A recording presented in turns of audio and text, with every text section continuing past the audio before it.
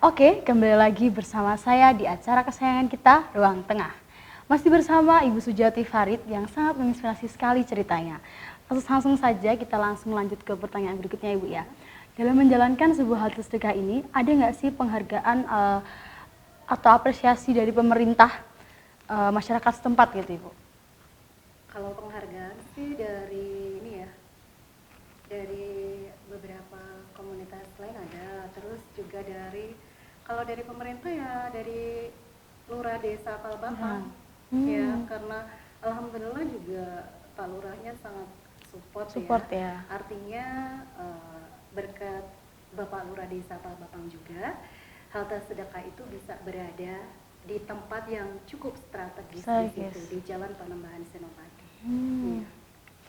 Dalam menjalankan halte sedekah ini, momen apa yang menarik gitu buat Ibu sendiri sebagai founder? Ya, kalau momen menarik, pastinya kalau kita ada momen-momen tertentu ya, ataupun khusus gitu. Seperti halnya misalnya kita sedang mengadakan harlah komunitas sedekah Katu Padume biasanya di tanggal 12 Desember. Terus juga kadang di saat tertentu kita ingin sekali sarapan pagi bersama para pengambil manfaat. Jadi kita masak biasanya masak nasi ataupun masak bubur gitu buat makan beramai-ramai bersama-sama ya, ratusan orang kan di situ. Jadi mereka setelah makan bersama baru mereka mendapatkan paket bahagia berupa paket sayur mayur dan juga nasi box gitu. Seperti itu. Kalau pas acara tadi makan-makan bersama tuh ya Bu ya, itu yang ikut itu dari daerah situ saja atau ada yang dari luar daerah gitu Bu? Kalau para pengambil manfaat halte sedekah sendiri sih sebenarnya bukan hanya dari daerah sekitar ya, enggak, justru banyak dari juga luar yang kota dari ada. luar, dari kan kadang kita ngobrol, tanya-tanya alamat dan lain sebagainya gitu. Kadang ada yang jauh loh dari Serandaan, dari Silo Imogiri. Bayangkan Mbak Do subuh dia harus jalan, ada yang naik sepeda, ada yang jalan kaki, ada juga yang pakai motor juga. Mereka harus rela mengantri untuk mendapatkan nomor antrian di halte sedekah untuk bisa mendapatkan paket bahagia yang menurut mereka itu adalah paket yang penuh keberkahan loh. Iya. Jadi mereka bilang ini ngasih berkah gitu. Jadi itulah yang membuat saya tuh kadang aduh terharu banget gitu loh. Ya. Kalau tanggapan dari pengambil manfaat yang dari luar daerah gitu, ada nggak sih yang ngobrol langsung ke Ibu kayak memberikan perasaannya gitu, mengungkapkan perasaannya dengan adanya hal sedekah yang Ibu jalankan tuh ada nggak Bu tanggapan mereka seperti apa? Iya pastilah, ada banyak lah ya. Itulah yang membuat kadang saya tuh terharu ya.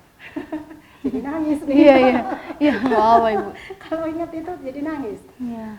Banyak sekali ya doa yang mereka lontarkan dari lisan mereka untuk para donatur, untuk para relawan, bahwa mereka mengucapkan banyak terima kasih. Banyak terima kasih, karena sangat terbantu ya Bu ya.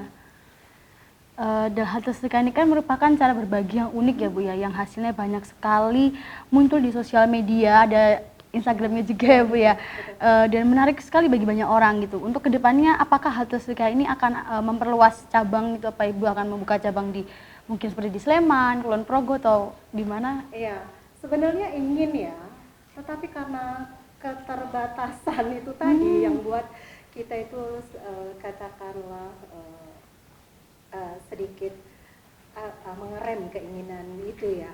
Kita ada halte sedekah juga di Kebon Agung. Jadi kita ada 2 halte sedekah. Jadi di depan Baldes Kebon Agung Mukiri juga ada. Cuma di sana ada korlapnya sendiri yang ngurusin kayak gitu. Cuma kalau saya yang di lokasi pertama di depan Baldes Palmatang ini. Tapi tetap komunikasi ya Bu, yang misalnya dana dan sebagainya itu tetap komunikasi atau emang udah yang sendiri-sendiri ya. Jadi udah yang bagian sana-sana Ibu ya. Yang mereka memakmurkan tempat mereka. Jadi gitu. Ya, dan itu memang ya kerelaan dan keikhlasan dari para relawan di sana. Gitu. Saya juga berterima kasih di sana ada halte sedekah 2 Katu Padume. Gitu sama ya Bu. Satu komunitas tapi beda tempat Iya, beda tempat aja. Gitu. Baik, dalam menjalankan hal sedekah ini ada nggak sih Bu hari yang paling rame saat ada orang yang mengambil manfaat dari yang Ibu lakukan ini, apakah rame terus setiap hari gitu Bu?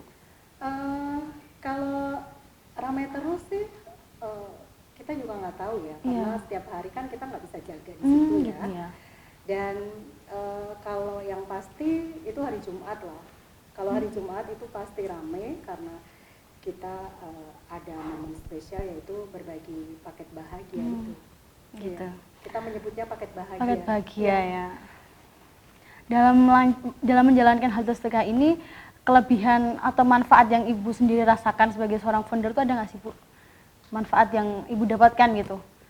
Ya yang jelas lebih banyak kenal banyak orang ya. Banyak orang, banyak kenalan ya Bu ya, dari baik itu dari para pengambil manfaat sendiri ataupun dari para donatur, para dermawan yang tadinya nggak kenal jadi kenal. Jadi kenal ya, menambah dari silaturahmi ya Bu ya.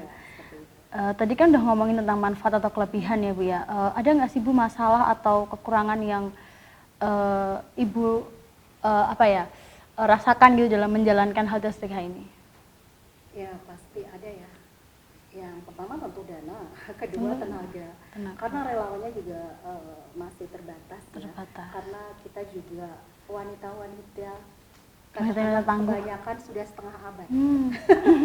Tapi luar biasa loh semangatnya. Saya sendiri 53. Jadi kita semua ibu-ibu yang punya kesibukan masing-masing ya. Dan alhamdulillahnya di tim Halte Sedekah masih ada yang menyisakan ataupun meluangkan waktunya untuk benar-benar jadi relawan di Halte Sedekah, terutama di setiap Jumat itu. Pernah nggak Bu dari Ibu sendiri dan anggota itu tabrakan itu jadwalnya, jadi haltenya tuh nggak ada yang bisa nunggu gitu loh Bu? Pernah nggak ya? Alhamdulillah nggak sih ya. Nggak pernah ya? Belum pernah. Kita usahakan untuk selalu ada kalau terutama setiap Jumat atau di momen-momen tertentu ya, di momen khusus. Kadang tidak hanya hari Jumat, kadang kita pernah bagi paket bahagia di hari Kamis juga. Gitu. Ketika kita berkolaborasi dengan sebuah lembaga nasional. Seperti itu. Ya. Kalau barang yang disedekahkan dari luar gitu ya Bu ya, seperti baju-baju yang masih layak pakai, itu Ibu sortir lagi nggak, Ibu lihat untuk sepertinya layak atau enggak gitu untuk dibagikan? Pasti ya? Pasti, makanya saya bilang bukan baju layak pakai, tapi pakaian sangat ya, sangat layak pakai. Kan kita nggak mau terima donasi begitu saja ya, pasti akan kita seleksi, kita sortir, bahkan kalau kotor kita laundry kayak gitu. Jadi kita ingin benar-benar memberikan sesuatu yang katakanlah membuat senang orang lain. Makanya saya bawa juga gantungan baju kayak gitu. Jadi mereka bisa memilih pakaian sangat layak pakai dengan perasaan senang gitu, merasa gimana ya, dihargai lah katakanlah seperti itu. Karena kita pajang dengan tertata rapi dan bagus gitu. Yeah. Pernah nggak sih Bu ada mungkin dari orang-orang sekitar atau orang-orang luar yang istilahnya dalam tanda kutip memanfaatkan kebaikan Ibu gitu, ada nggak ya Bu di sana? Bukan kebaikan saya ya. Iya betul sekali ya, kebaikan seluruh para donatur ya Bu ya. Karena Ibu hanya menyalurkan. Iya betul. Nah pastilah ada lah ya. Di Halte Sedekah tuh juga gitu. Kadang di dunia ini kan memang ya ada manusia serakah. Iya betul. Ada juga yang tidak, kan gitu. Jadi kadang ada beberapa pengambil manfaat itu yang ingin mengambil paket bahagianya itu double-double. Ada juga yang seperti itu, bahkan mereka harus berganti kostum saat mengambil. Nah seperti itu. Nah kita dapat laporan ya dari para pengambil manfaat yang lain bahwa misalnya seperti ini, Bu itu tadi itu udah ngambil, kenapa ngambil lagi, dan lain sebagainya seperti itu. Nah itu juga harus kita edukasi bahwa itu adalah sesuatu hal yang buruk, sesuatu hal yang nggak boleh, karena di situ di Halte Sedekah meskipun bebas juga ada aturan. Ada aturan ya. Ada aturan yang tertulis juga bahwa satu orang ambil satu, yang lainnya adalah hak orang lain, kan seperti itu. Iya. Kalau di hari Jumat itu kan tadi ada paket bahagia ya Bu ya, itu mereka ngantri dapat nomor antrian atau seperti apa gitu teknisnya di hari itu? Iya. Awalnya sih kita nggak berlakukan nomor antrian, tetapi karena waktu itu banyak laporan bahwa itu tadi ada yang sudah ngambil, tapi ngambil lagi. Nah seperti itu. Terus juga karena posisi situasi COVID, jadi harus jaga jarak dan lain sebagainya, prokes kan gitu. Terus untuk mengatasi itu kita bikin nomor antrian. Jadi nomornya itu dari 1 sampai 150 kayak gitu. Terus dengan nomor antrian itu jadi tertib gitu, teratur gitu. Dan kita juga spesialkan mereka-mereka para lansia, jompo, kan banyak banget tuh ya, yang jompo yang antri. Jadi kita dulukan nomornya. Jadi 1 sampai 50 itu adalah mereka-mereka para lansia. Nanti misalnya kan kadang ada ibu muda atau apa, nanti kita berikan nomor yang agak gedean. Ya kita ada trik ya Bu ya. Ya, dan juga di para pengambil manfaat itu juga kan dari berbagai latar belakang yang berbeda-beda juga ya, karena mereka juga ada yang bekerja sebagai tukang rosok, terus ada yang bekerja macam-macam lah, serabutan kayak gitu kan. Nah kadang kalau kita melihat pengambil manfaat yang di mata kita agak berbeda, nah kita datengin, kita tanya namanya siapa, alamatnya di mana, terus nanti kita jadikan target sedekah bulanan. Gitu, jadi beberapa dari mereka ada yang sudah kita berikan santunan tali kasih berupa uang dan sembako langsung ke rumahnya. Langsung ya. Kemarin belum lama ini kan kita lihat ada yang tangannya cacat.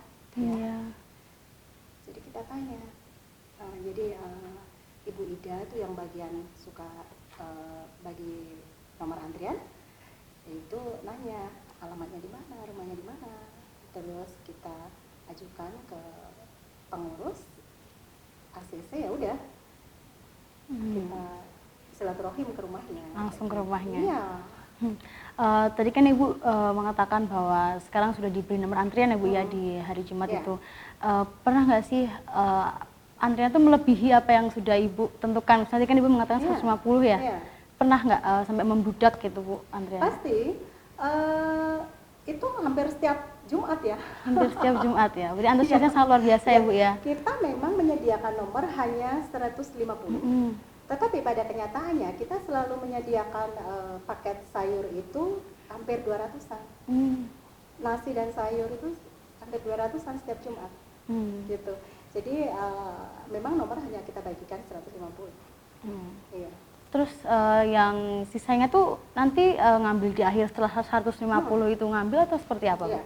Setelah 150 selesai, baru mereka diperbolehkan untuk mendapat bagiannya. Gitu ya. Seperti itu. Persediaan, kalau untuk persediaannya nih, pernah nggak sih udah banyak nih yang ngantri ya Bu ya, tapi kekurangan gitu persediaan gitu, pernah nggak Bu? Ya pernah juga sih. Kadang kehabisan gitu ya. Iya, kehabisan. Karena pernah ternyata pengambilnya itu 200 lebih. Pernah juga. Tetapi saat saya masih ada dana yang belum saya belanjakan karena donaturnya masuk, kita sudah belanja. Kadang-kadang ada jenis seperti itu. Jadi misalnya ada